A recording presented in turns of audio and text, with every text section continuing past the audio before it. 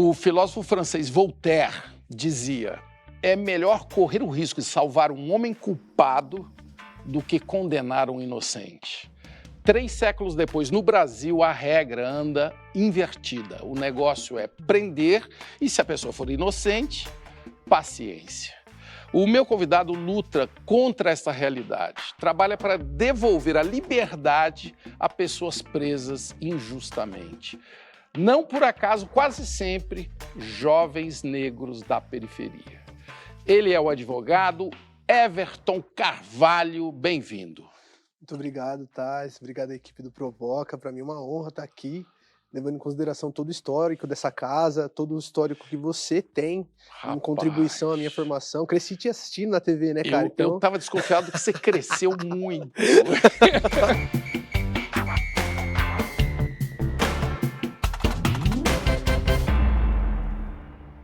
Como que você se define para quem não te conhece? O que você faz? Cara, eu sou um abolicionista moderno, né?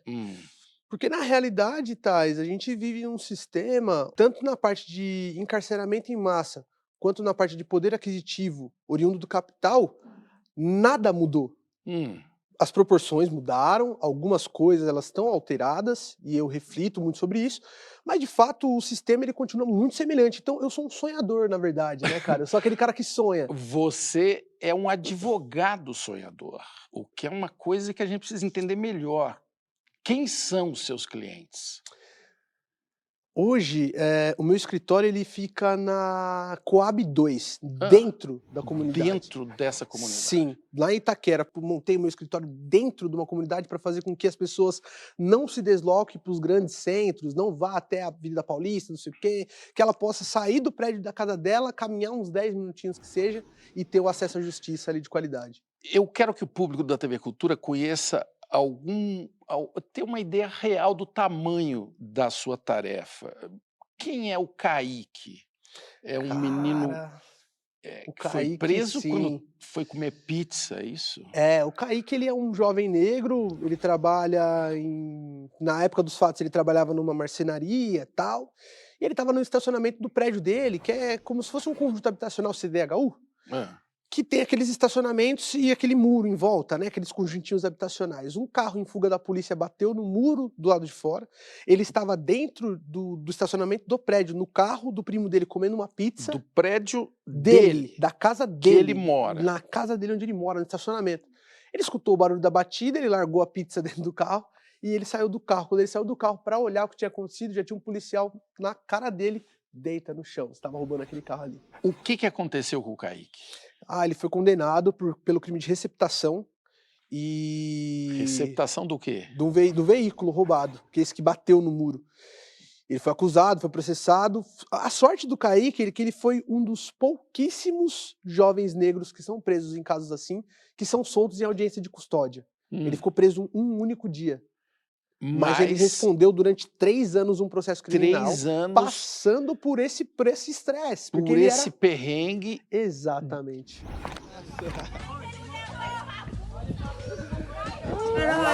Esquece! Vai por tudo, meu mano. Ele foi inocentado. A ficha dele fica limpa depois disso? Não fica. Cara, a ficha dele não fica limpa. Vamos supor, saiu a sentença absolutória.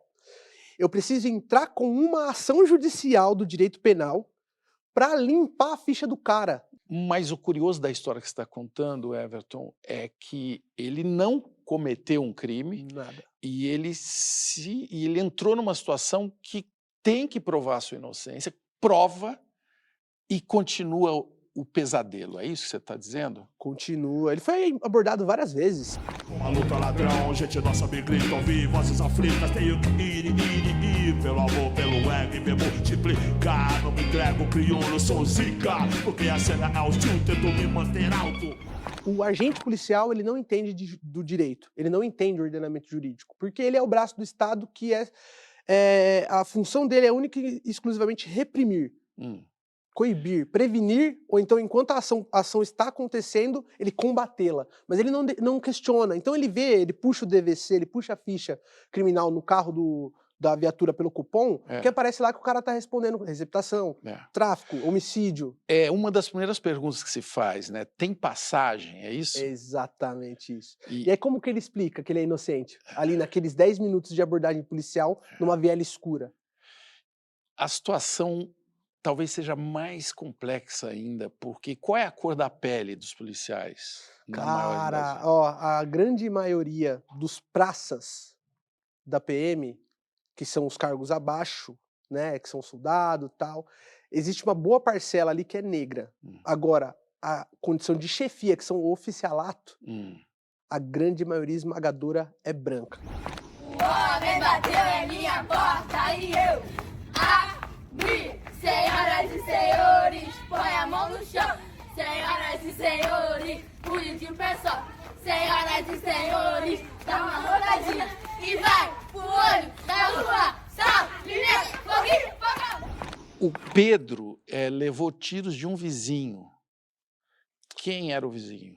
Cara, o Pedro, ele é um jovem também trabalhador, tem o pet shop, ele é microempreendedor. E o vizinho dele é um guarda municipal, um GCM, né? Guarda Civil Metropolitano, que já desde o ano de 2016 vem atacando reiteradamente essa família. Eles são vizinhos de muro. Vem atacando com insulto racista, ele se utiliza do poder de polícia que ele tem, da farda de representar o Estado para poder amedrontar, apontar arma, ele apontou arma na cabeça do pai do Pedro, soltou Rottweiler já dentro da casa, e tudo isso única e exclusivamente por questões raciais. Não houve uma briga de varal, não houve uma briga motivada por ciúme, não houve uma briga de nada com nada. E um belo dia o Pedro estava chegando em casa às 9 horas da manhã, ele começou a insultar o Pedro no portão de casa, pegou um revólver e atirou no rapaz. E semanas antes, 2, ele começou a jogar cascas de banana na porta da casa. Antes. Exato. Essa história da cascas de banana remete a esse caso que ganhou uma discussão no mundo, que é a do Vini Júnior, né? Olha a torcida, olha a torcida. Mano, meu Deus, mano. Aqui, ó.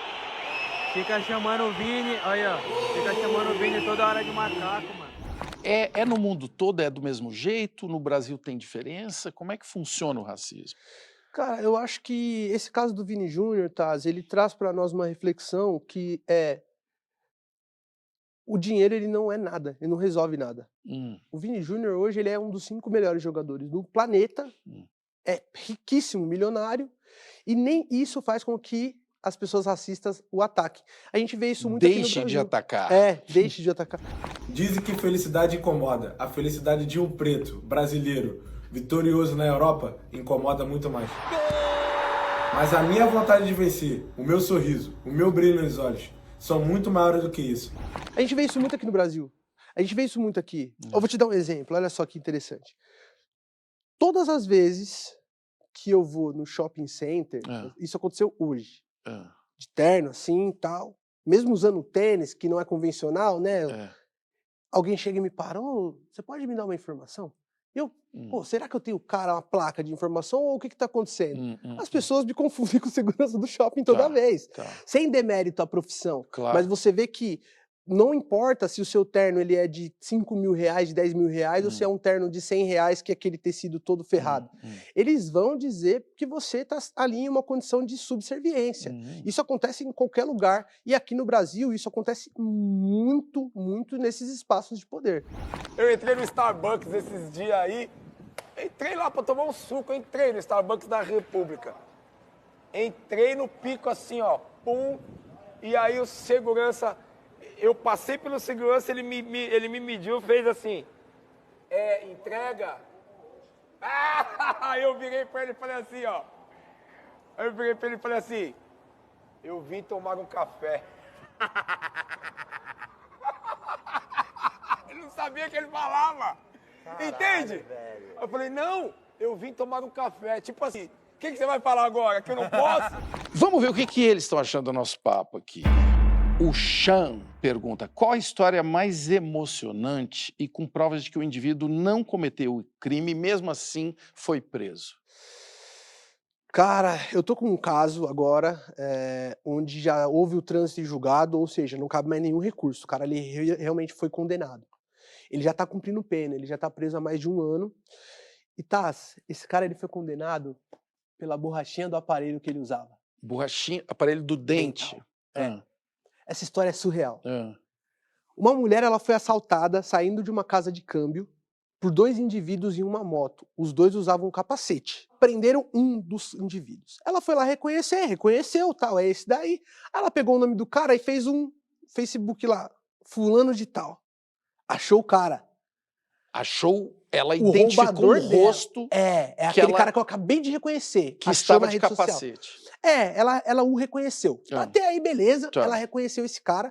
E ele era um cara reincidente, ele é um cara que já realmente estava respondendo mais alguns processos com bem parecidos e tudo mais. Ela entrou no perfil dele e viu uma foto de um clube de futebol de várzea, com vários homens ali na várzea. E a grande maioria dos jogadores de futebol de várzea são homens negros ou pardos.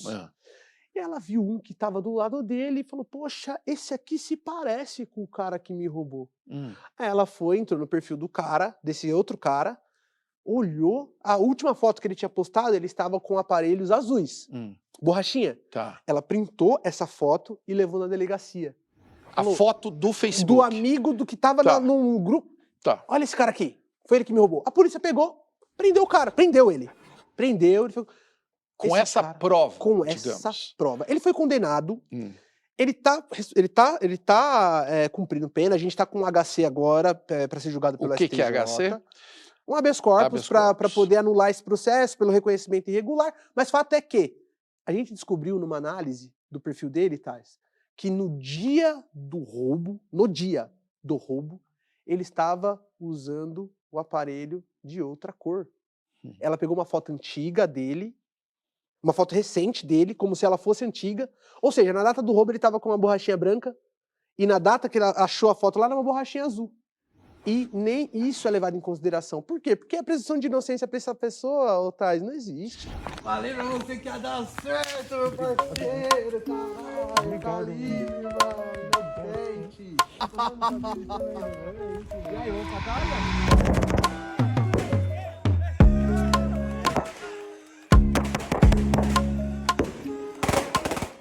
Como que fica a indenização dessas pessoas que você nos relatou aqui? É possível calcular? Foi bom você me fazer essa pergunta, porque no Brasil, o dano moral, seja ele qual for, seja se você vai pedir um dano porque feriu a sua honra ou porque você foi preso indevidamente, o dano moral no Brasil, ele é tratado como lixo. Então, se você perde um braço sendo um trabalhador, sendo peão de chão de fábrica, um trabalhador, eles acham justo te pagar 50 mil reais se você perder um braço. Se você vai preso por um crime que você não cometeu e fica preso 1 ano, eles acham justo te pagar 30 mil reais pelo 1 ano de vida que você perdeu, fora os danos incalculáveis psicológicos que você vai ter pro resto da sua vida. Por que eu tô te falando isso? Porque quantitativamente falando, Thais, a jurisprudência, os julgados dos juízes, tanto da parte dos juízes de 1º grau quanto de 2º grau, dando indenização para esse tipo de pessoa, é absurdamente baixa. O que eu tô fazendo hoje? Porque é uma coisa que eu converso muito com a minha esposa, que é o seguinte, a doutora Thaís Cremasco, que está aqui, ela é advogada também de direito do trabalho, a gente conversa muito sobre isso e ela fala sobre o poder que eu tenho hoje de alterar o julgado. Não é porque já a jurisprudência já está dizendo que tem que pagar 20 mil reais que eu vou seguir isso. Eu vou fazer, sabe o que, Thais? Eu vou começar a pedir para todos esses moleques aí 1 milhão de reais. E vou brigar até o fim, eu vou tentar chegar até o STF, porque o Brasil precisa mudar. Isso já aconteceu alguma vez? Eu entrar ou outros casos? Outros casos. Ah, sim. A gente vê a jurisprudência nesses casos. Essa situação está se alterando no Brasil? Não, exatamente. Não está. Por quê? Porque o juiz, quando ele vai quantificar isso, ele diz que o Estado ele errou, mas ele errou querendo acertar. Ele errou querendo acertar, mas isso como que isso reverte para a vítima, né? Ele ainda diz mais, que o direito brasileiro, ele proíbe o enriquecimento ilícito. Você indenizar uma pessoa para isso, pro juiz, ele vai estar enriquecendo ilicitamente. Missão, ficar rico ou morrer tentando. A situação é fechar os camarotes e seguir ostentando. Redução da maioridade penal é retrocesso. Em lugar que não há cultura, o crime reina com sucesso. Por que advogado fala difícil no Brasil? Para dificultar o entendimento. Ô, Thais, olha só que doido isso que eu vou te falar agora. Data vênia. Irmão, quando eu chego pra um cara na Fundação Casa e falo assim pra ele, ô colega, data vênia, você poderia prestar atenção aqui pra mim, por gentileza? Porque o vernáculo que eu vou te passar aqui agora, que isso aqui lá, ele não vai entender. Agora, se eu faço uma conexão direta com ele e falo assim, irmão, o Mano Brown me segue no Instagram, ele vai olhar, opa, sabe por quê? Aí sim você abre essa ponte e aí eu consigo acessar o cara e explicar pra ele. O papo tem que ser reto, num país tão injusto, tão Porra, não é? desigual. Será que eu deveria estar te chamando de doutor Everton? Dá nada, nem precisa não. Nesse negócio de doutor, Nada, eu não ligo pra esse negócio tô não. dispensado. Então, vou fazer o seguinte, no próximo bloco, nós vamos avançar nessa visão, que liga justiça, polícia, cor da pele, e você já ouviu falar em perfilamento racial? Nós vamos entender melhor isso, já voltamos.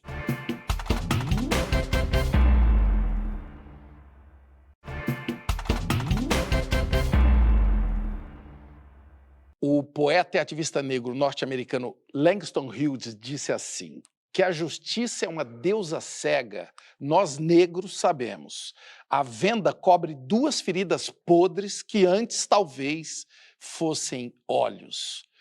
O meu convidado, o advogado Everton Carvalho, ele trabalha para corrigir erros de uma justiça que no Brasil diferencia a cor da pele das pessoas para aplicar a lei.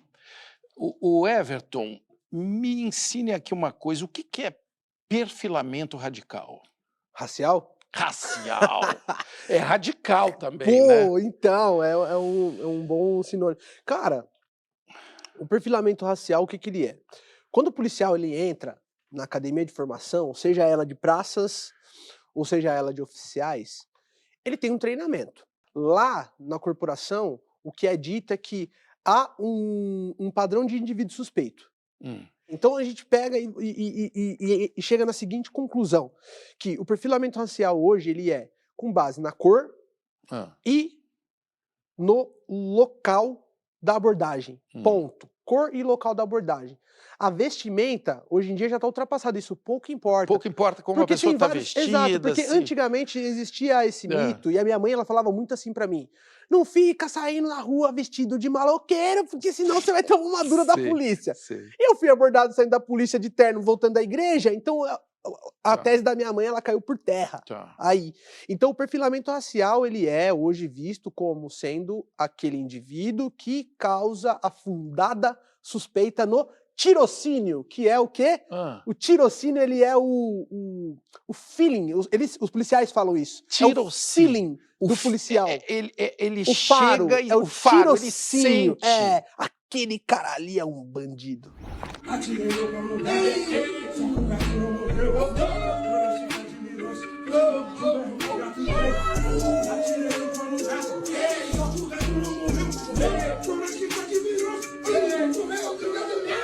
E esse tirocínio, tá?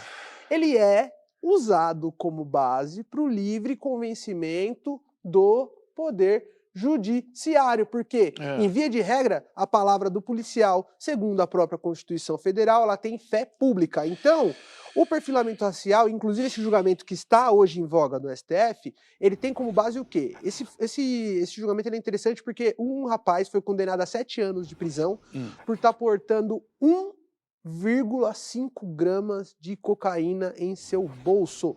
E aí, o que está sendo discutido? Se o policial ele pode simplesmente abordar qualquer pessoa ou essa pessoa ela tem que ter uma reação de fundada suspeita. E aí o que está prevalecendo hoje é que o policial ele pode abordar quem ele quiser com base no tirocínio dele. Ele acha que aquela pessoa representa alguma ameaça e ele aborda da maneira que ele acha adequada. O governo determina que cidadãos com traços que lembrem a ascendência africana deverão ser capturados e deportados em caráter de urgência. Para! Eu vou falar uma coisa aqui que muitas pessoas vão me interpretar errado, outras vão discordar, vão falar, você tá ficando doido, olha o que você tá falando. Mas o STJ, ele recentemente ele tem entendido que a confissão de um réu confesso, dizendo, olha, eu realmente estava traficando, ou olha, eu realmente na minha casa ali tem quantidade tal de droga. E se essa confissão for obtida através de espancamento policial, esse processo ele deve ser anulado, porque o Brasil, ele segue o princípio da árvore com fruto envenenado. Então, se a minha prova ela está envenenada, eu não posso usar ela como uma prova lícita. Por quê, Taz? Eu vou te falar isso. Pela questão popular, olhando num viés social, assim, as pessoas aplaudem, inclusive periféricas, falam, pô, esse cara se ferrou mesmo, ele era traficante, ele tem que ser preso. Agora, se a gente passar a legitimar toda e qualquer atitude policial para justificar o fim, a gente dá carta branca para o poder público sair espancando e invadindo casas à torta e à direito. E produzindo provas que são contaminadas. Exatamente. Olha, se o cara realmente... Exato, se o cara realmente era traficante... A gente não entra nesse mérito. O que a gente está entrando aqui é se o policial pode obter uma confissão através de tortura ou não. Ponto. Eu vou te pegar. Pode não ser hoje. Pode não ser amanhã. Mas eu vou te pegar. Eu quero dar alguns números para as pessoas que estão te ouvindo. O Núcleo da Justiça Racial e Direito da FGV, ele analisou casos em que a defesa apontava racismo dos policiais, tá? Só em 2% dos casos os juízes anularam o processo. O que isso nos diz sobre a justiça no Brasil? Olha, cara, isso diz para nós o seguinte, o Taz, que a justiça ela foi feita para proteger o patrimônio. Patrimônio. E, como todo mundo gosta de números, eu trago um número interessante para você. Todos os anos, apenas 8% dos homicídios são solucionados. 8, Taz, 8%.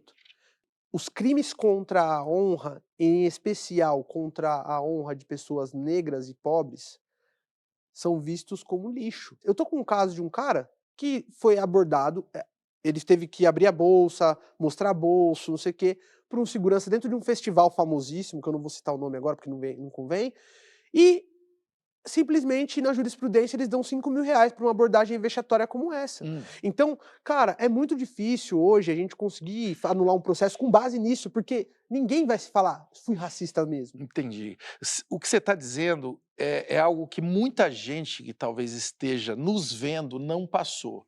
Você chegou por um show com seu ingressinho ali e tal, sofre uma abordagem exagerada, escandalosa, racista, e aí, depois de muito tempo, recebe uma indenização de 5 mil reais.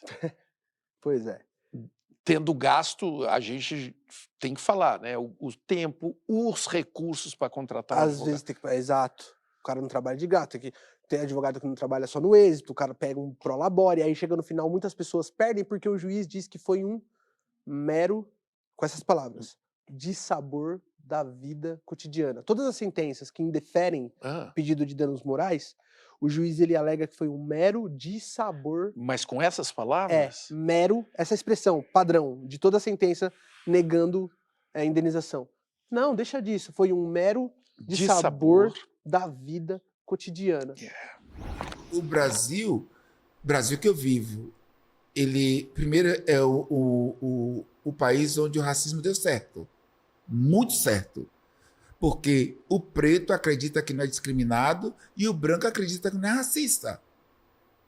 Aí você vai ter assim, o preto acha que não é preto. Aí o pobre não é pobre, ele é fraco, certo? A classe média se acredita rica, certo? E os ricos se acreditam deuses. Eu faço uma provocação para você. Me diz um deputado, senador ou qualquer candidato de esquerda que a sua pauta principal é segurança pública. Um só. Será que algum que está nos vendo agora vai levantar a mão? Não tem. Não tem. Não tem. Por quê? Porque é um vespeiro. E aí, quem se apropria disso é a dita bancada da bala, os conservadores, os cristãos. É um vespeiro que ele evita botar a mão. Evita, porque mas é complexo. Posa de quem está fazendo, enfim, uma coisa que para reverter a situação, não. Taz, quando você faz essa provocação para mim, e eu tô aqui, eu falei para você que a gente tem que conversar, essa conversa aqui, pelo menos eu sinto que aqui é um espaço seguro onde a gente possa trazer esses questionamentos sociais. Claro. Porque a gente está acostumado com essa coisa de político de estimação. Eu ajudei a eleger o fulano, agora eu tenho que passar a mão na cabeça em tudo que ele faz. Pelo contrário, ô Tais, em 2006 foi sancionada a lei de drogas. 2006 foi sancionada a lei de drogas. Quem era o presidente em 2006? Lula. O Lula, ele assinou uma das leis que mais encarcerou negros e pobres no Brasil desde a era desde do nascimento desse país. A lei de drogas é a lei que mais encarcerou. 2006. Por quê? Será que o Lula tem consciência que ele teve essa participação? Então, a gente volta exatamente nessa questão, né? A segurança pública, ela é meio que levada pelas coxas, de qualquer jeito. Em 2006, a população carcerária do Brasil, Tais, era de 308 mil pessoas. 2006. Lei de drogas sancionada. Hoje, nós somos 930 mil pessoas encarceradas.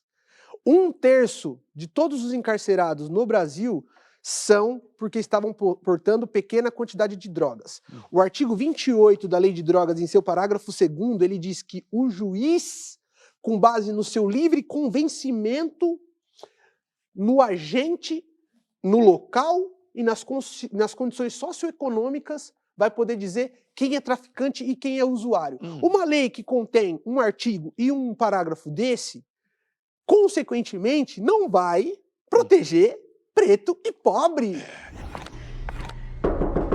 Steven, what are you doing in there? Drugs.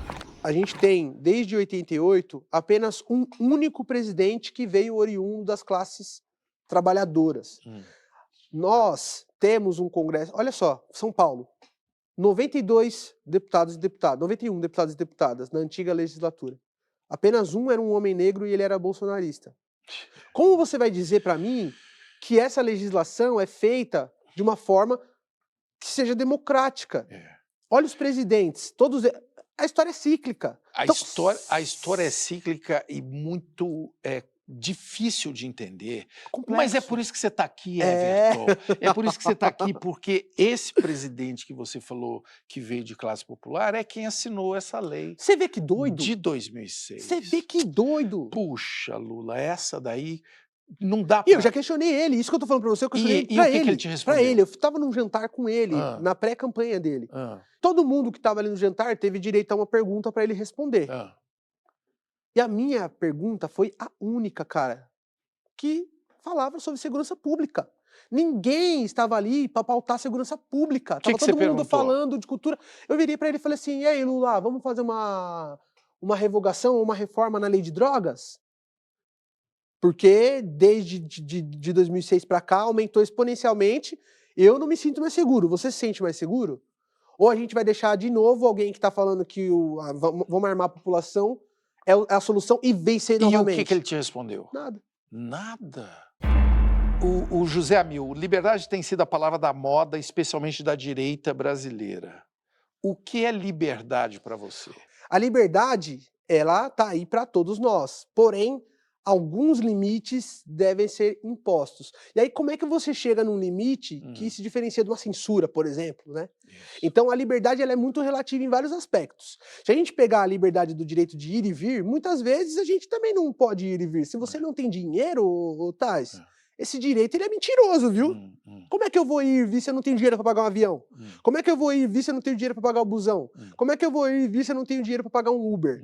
Então, esse direito ele não é absoluto, tal qual todos os outros direitos constitucionais. Por isso que é interessante a gente trazer essa reflexão para cá, porque todos os direitos constitucionais que a gente tem no mundo ocidental, em específico aqui no Brasil, nenhum deles é absoluto. Porque você pode matar alguém para defender a sua propriedade privada, em legítima defesa da propriedade.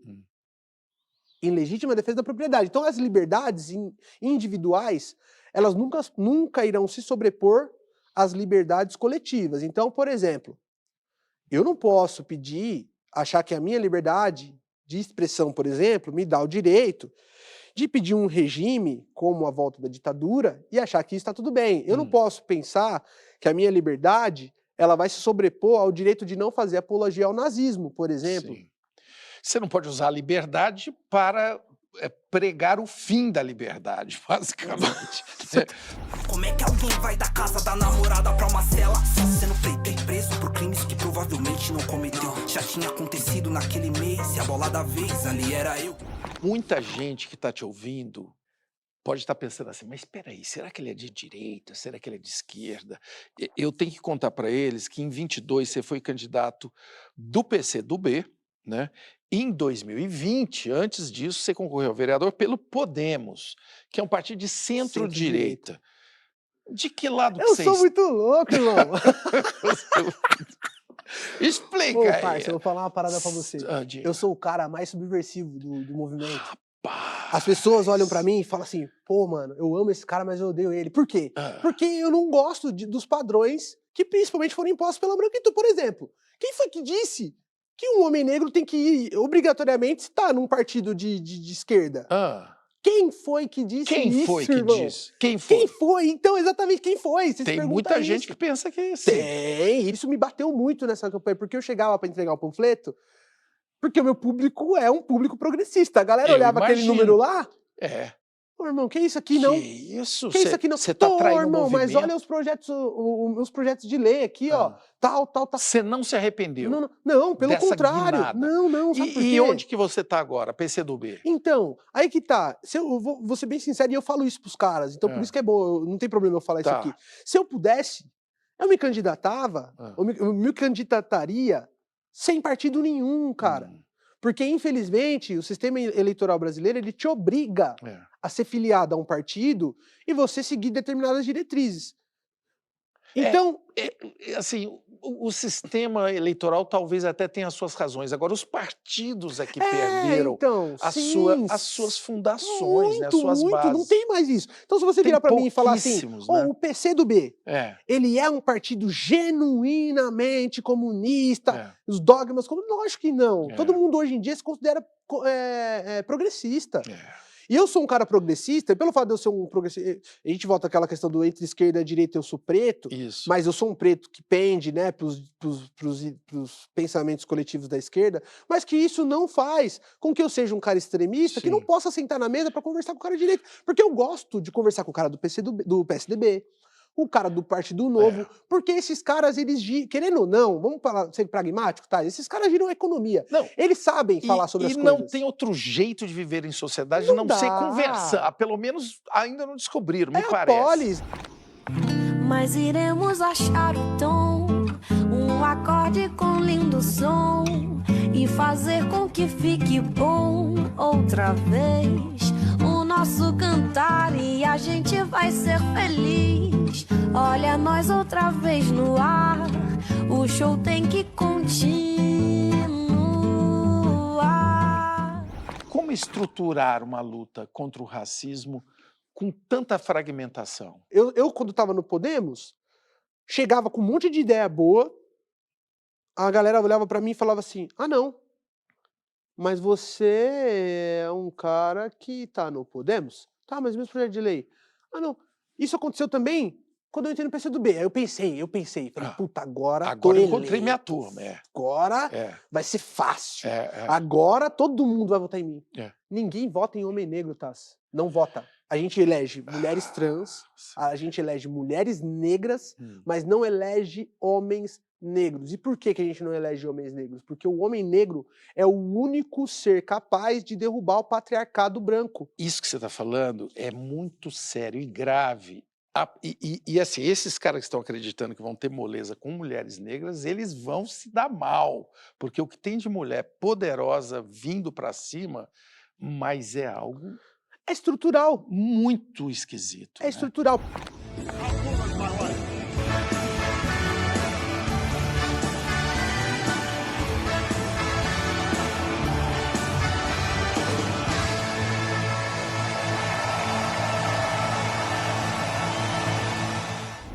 Quantos homens negros são juízes, desembargadores ou CEO de empresa? Você não vê. Você não vê. Porque o movimento feminista, além dele ser O ministro negro, Silvio Almeida ele- não vai inspirar essa mudança? o ministro Silvio Almeida, ele é muito bom. Ele é uma das minhas maiores referências. Ele é um cara que anda mandando bem. Ele é uma das minhas maiores referências. Eu conheci ele. Independentemente de eu ficar aqui falando do quadro político do Não, Brasil. ele é maravilhoso. Ele é maravilhoso, ele é maravilhoso. Só que eu, particularmente, preferia o Silvio Almeida no Ministério da Justiça. Tem um brabo lá também. Ou até mesmo no Ministério da Economia. Não ele, né? Porque não é a área dele. Mas um homem negro no Ministério da Economia. Por quê? E na presidência da República? Sim, mas a gente tem que pegar... Será que ele está indo para lá?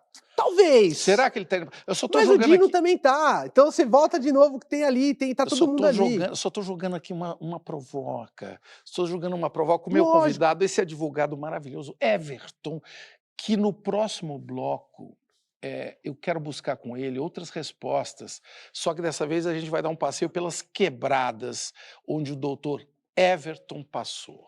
Até loguinho.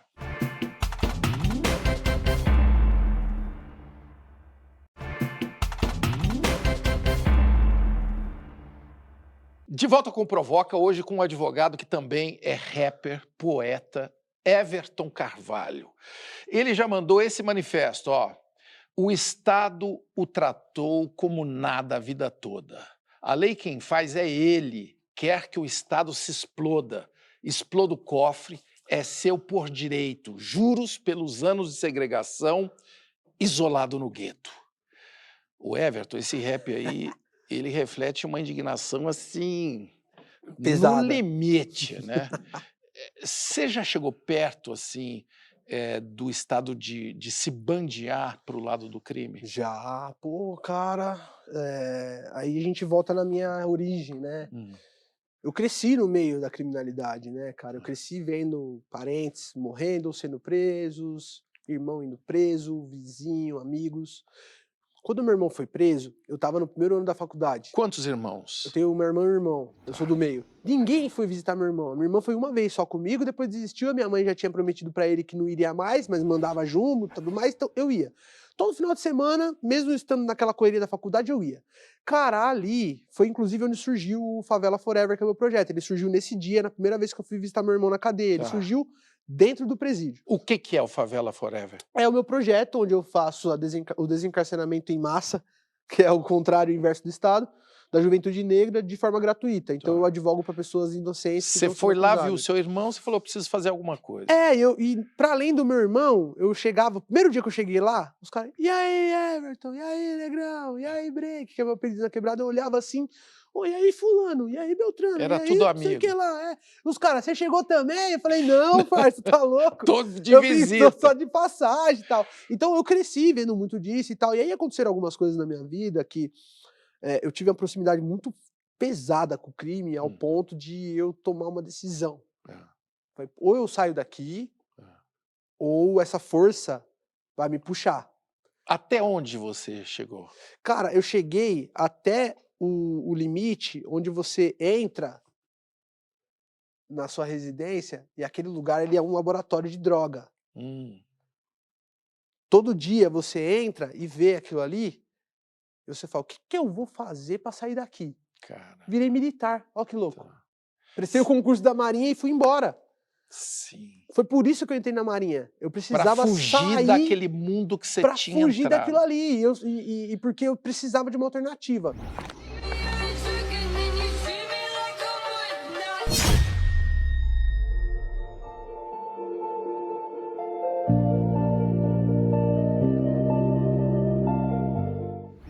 O fato de você estar hoje na periferia, que é da onde você veio e tal, me faz querer conhecer um pouco melhor, assim. Da onde que você veio? Quem é a sua família? Conta pra gente. Cara, eu sou um jovem que cresceu... Eu falo que eu sou cigano, porque eu não sou aquele moleque que chega na quebrada e aquela dona veinha mais velha, eu te vi crescer e tal. Sim. Não, porque eu fui morando em vários lugares. A minha família sempre foi muito conturbada, muito problema com justiça, muito problema com não sei o quê. Então, tipo, a gente sempre teve que estar... Pai e mãe? Pro meu pai, não. A minha mãe também, ela é uma pessoa mais tranquila, mas o entorno da minha mãe ali, tipo, tios, primos, meu irmão, não sei quem e tal. Qual que era a treta? Sempre tava pode falar, tráfico de drogas, roubos, não sei o quê, que é o cenário que envolve essas famílias periféricas. Então, invariavelmente, você acaba conhecendo alguém que é do crime ou tendo alguém parente. A arma, essas coisas, fez parte? Vi muito, sim, muito, amigos. Eu ia no bairro, chegava pra cortar cabelo, tinha, cara, um monte de... Então, você tá lá, por exemplo, eu tô ali cortando cabelo. Tem um monte de traficante lá cortando o cabelo no mesmo lugar. Sim. Não vai ser eu que vou falar pro cara, falar, irmão, tem como você sair daqui com essas armas, porque eu vou cortar cabelo? Dá licença. Eu vou sentar ali e vou cortar meu cabelo, velho. E é isso, e você conversa com os caras, entende, escuta e tal. E eu cresci com isso, então eu fui um jovem muito revoltado, cara. Eu fui expulso da escola. Fui expulso da escola? Fui expulso da escola. Qual foi a ocorrência dessa vez? Eu coloquei fogo na sala, literalmente. Literalmente? Com fósforo, assim? Queimei a cortina. Cara, e não era nem uma feira de ciências. Era só a minha revolta, porque tipo, eu fazia de tudo pra não ter aula. Porque eu não gostava, não que eu não gostasse de ter aula, porque eu sempre fui muito inteligente, sempre. Só que eu não gostava da metodologia do colégio. Vou fazendo aqui agora o freestyle de verdade. Eu vou mandando assim, cê tá ligado? Eu chego e te destruo aqui no improvisado. Mano, aqui não tem que zumba, eu não bato no seu joelho que ele parece 2 tronquinhos de macumba. Depois de toda aquela coisa que a gente falou lá das suas escolas do ensino médio, expulsão de botar fogo na cortina, você foi um excelente aluno no curso superior. As melhores notas, eu passei na prova da OAB de primeira, estudando sozinho. Que isso? Por quê? Porque eu descobri a forma como eu gostava de estudar, simples assim. Sim. Eu não sou nenhum, eu vou falar pra você que eu sou um gênio jurídico, que eu sou um não sei o quê. Pode ser que eu seja bom, mas eu não sou, eu não posso ficar aqui... Você encontrou. Eu encontrei um caminho. Gosta. Exatamente. Quando eu consegui colocar o meu treino, porque eu era um treino desgovernado. Cheio de energia. Cheio de energia. Aí quando eu coloquei no trilho e falei, opa. A gente percebe que você gosta. A gente percebe, né, quando a pessoa gosta do que faz, né? Eu gosto de simplificar o direito para as pessoas, você percebe? Tudo que a gente conversou aqui, acredito que todo mundo vai entender. Eu não tenho dúvida. Vai entender. Aquele caso do Kaique, que a gente mencionou, por exemplo, você entrou nele sem ganhar nada. Nada. Nenhum desses processos eu não ganhei R$1. Eu nunca advoguei pra ninguém que me pagou, eu nunca advoguei pra ninguém que verdadeiramente cometeu o crime. Sim. No direito penal, é a luta da minha vida, o direito penal. É provar, é mostrar que o sistema não funciona. É alguém que é inocente e você vai defendê-lo. E eu acho muito injusto o cara ter que depender ou da defensoria ou de um advogado que vai cobrar R$20 mil pra defender um inocente. Uma coisa é você cobrar 50, 1 milhão que seja, de um bandido que realmente cometeu o crime, tá? E que tem direito à defesa, é bom Exato, dizer. Tá tudo bem. Isso você também faz. Eu não advogo para quem cometeu o crime. Como eu ganho dinheiro no direito? No direito civil. Eu advogo para artistas, eu trabalho com direito de imagem, contratos, eu sou contratualista. Muitas pessoas não sabem, mas uma das minhas especializações é contratos. Eu faço muito contratos. Eu trabalho muito com direito de imagem, eu trabalho muito com direito processual civil, causas indenizatórias. Eu acho que você vai ter muitos outros clientes que estão assistindo aqui hoje no programa. Você é negro, certo? Eu sou negro sim, mas por um acaso negro não tem olhos, boca, hein? Negro não tem mão, não tem pau, não tem sentido, boca, hein? Não come da mesma comida? Não sofre das mesmas doenças, bocas, hein? Não precisa dos mesmos remédios? Quando a gente sua, não sua o corpo, tal qual um branco, boca, hein? Quando vocês dão porrada na gente, a gente não sangra igual, meu irmão, hein? Quando vocês fazem graça, a gente não ri. Quando vocês dão tiro na gente, porra, a gente não morre também. O que é o Educafro? Cara, o Educafro, ela é uma instituição sem fins lucrativos que visa a emancipação dos negros e dos pobres carentes através da educação. Então a bandeira da Educafro, que está até no nome, Educafro, né, Educação de Afrodescendentes Carentes, ela tem como objetivo trazer essa perspectiva da educação. Foi lá que eu descobri que existia Enem, que existia... Porque não foi na escola. Eu estava numa fase onde eu tinha acabado de ser expulso de casa. Eu saí, morei um tempo, uns dias na rua. Depois eu fui morar de favor no fundo do quintal da minha avó. Sem ajuda de pai, de ninguém. Aí meu tio, minha avó me acolheram e falaram, pô, fica aqui. e tal, e eu tava nessa época, tipo, tava desacreditado da vida, já querendo entrar, fazer um corre, porque era o que eu via que dava dinheiro, eu queria entrar naquilo ali e tal. E aí eu fiquei sabendo da Educafro, que a Educafro tava dando bolsas de estudo pra medicina pra galera. Aí eu fui lá conhecer na reunião geral. Cheguei lá, tava o Frei Davi me falando que o neguinho da Beija-Flor era europeu. O neguinho da Beija-Flor. Como assim? Porque foi nessa época que começaram aqueles exames de DNA dizendo tantos por cento de onde você é. Sabe aquele exame de ancestralidade? Claro. Ele tava dizendo que tantos por cento do neguinho da Beija-Flor era mais do que africano. Aí, no meio daquela multidão, eu levantei a mão assim. O senhor tá louco? Que não sei o que lá. Vocês estão sendo ludibriados por esse cara. Tipo, uma confusão. Já acabou. Todo mundo, ó. E aí o Frei Davi... Tretando com o Rei Davi. Começamos a debater. No final da reunião, o Frei Davi me chamou pra tomar um café. Falou, não, eu quero esse moleque. Rapaz, vem aqui que eu tô precisando de um advogado. Ele falou, não, você é muito bom, cara. Vem aqui. Quem é que vem aqui? O Pinga Fogo. Ele me chama assim até hoje. Ô, Pinga Fogo, vem aqui. E aí, cara, eu entrei lá e descobri esse mundo maravilhoso da militância. Foi ali que eu descobri muitas questões do movimento negro, tal. Discordo de um monte de coisa pra caramba. Não sou obrigado a concordar com tudo que o movimento negro diz, porque eu não sou movimento negro. A discordância no Brasil é tido, às vezes, como um crime. Porra, que loucura é essa? Eu discordo, cara. Aí as pessoas olham pra mim, você tem que concordar com tudo que o atual chefe do executivo fala. Nem ferrando, irmão. Não tá. Aqui a gente é assim também. A gente concorda até com quem discorda do programa. Olha aqui.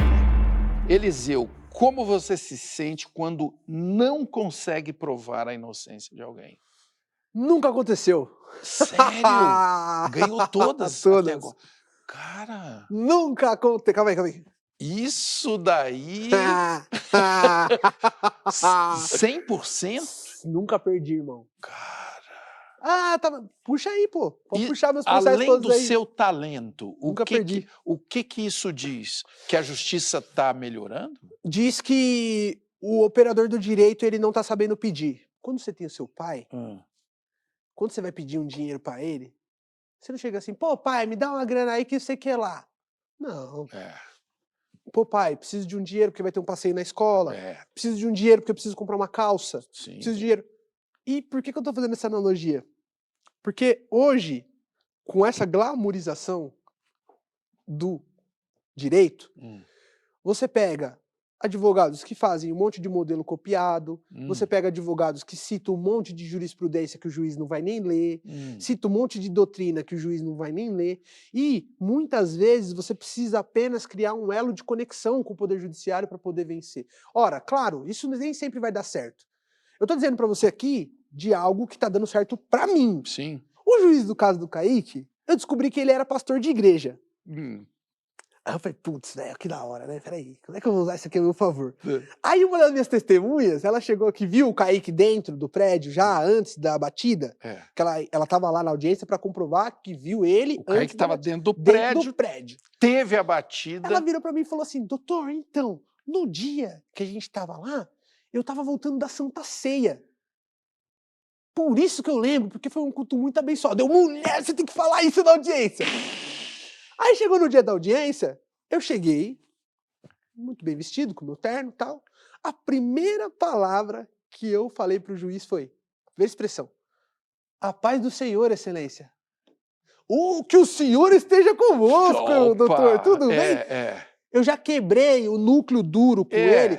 Isso daqui não é para absolver ninguém. Isso daqui não era o que era para ser usual. Isso não foi por si só determinante para absolver. Eu absolvi ele porque eu tive provas, eu tinha câmera, eu tinha 8 testemunhas, mas fez com que ele abrisse os que ele ouvisse você. O nome disso é empatia, né? Você se coloca no lugar dele, ouvindo aquilo, e você não está manipulando, você está melhorando a maneira dele ouvir você, é isso? Exato. Agora, você precisa ter... Isso é uma estratégia jurídica. Claro.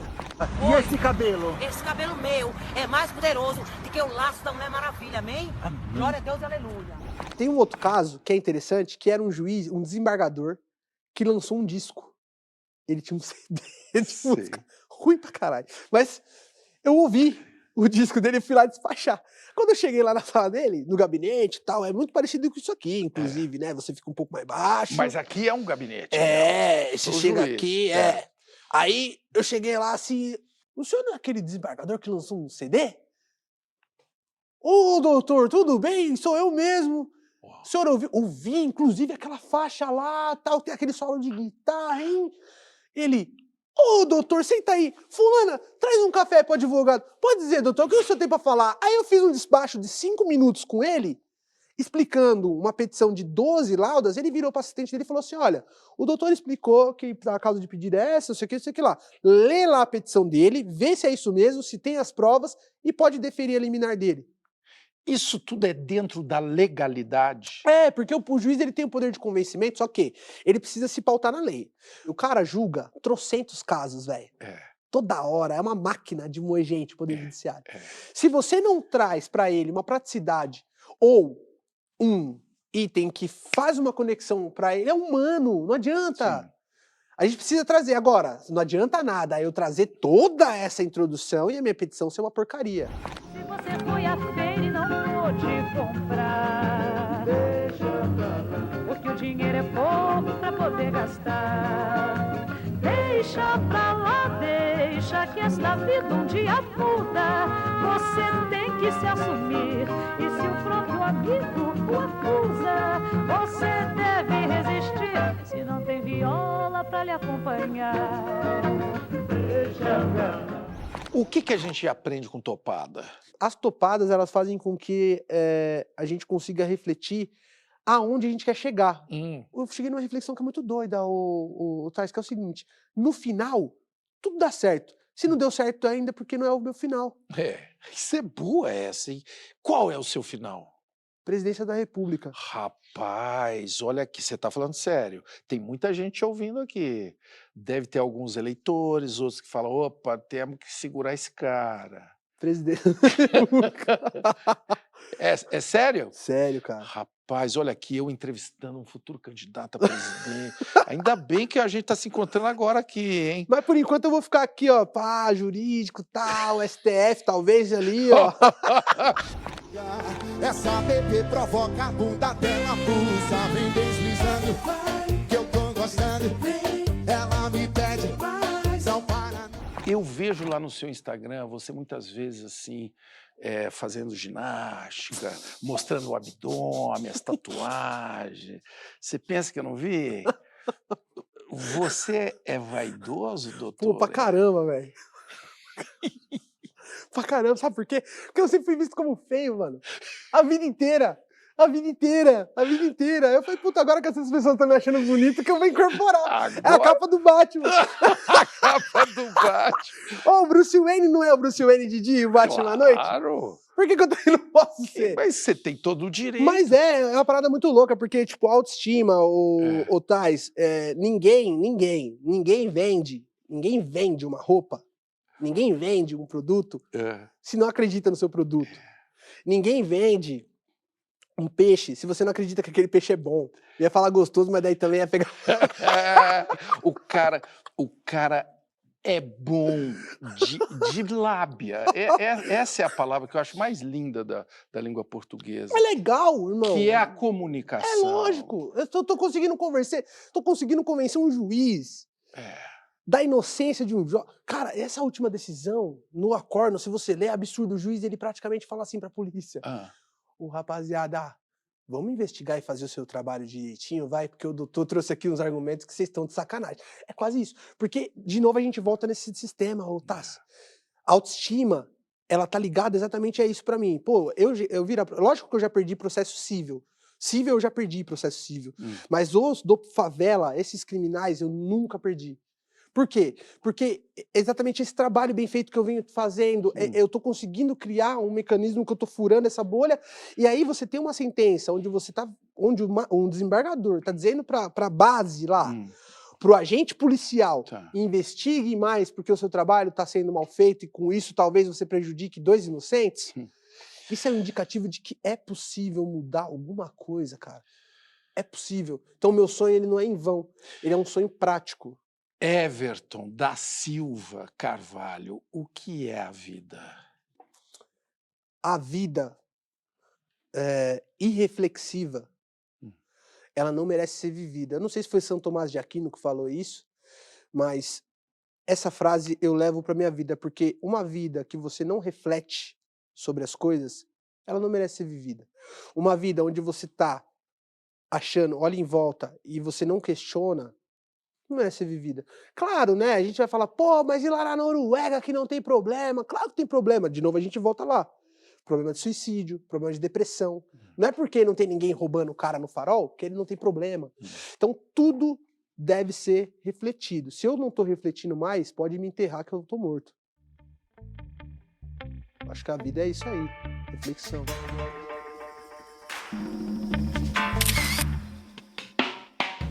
Como é que acha mesmo esse escritório? Ó, Coab 2 Itaquera, perto do metrô José Bonifácio. 5 minutos andando, hein? Esqueça. Anotado, anotado. Eu sou branquelo e privilegiado, mas quem sabe o dia de amanhã, o que pode ser? E cola, hein? Cola, porque lá vocês vão saber a verdade, porque sim não é resposta. Desde que esse homem aqui, ó.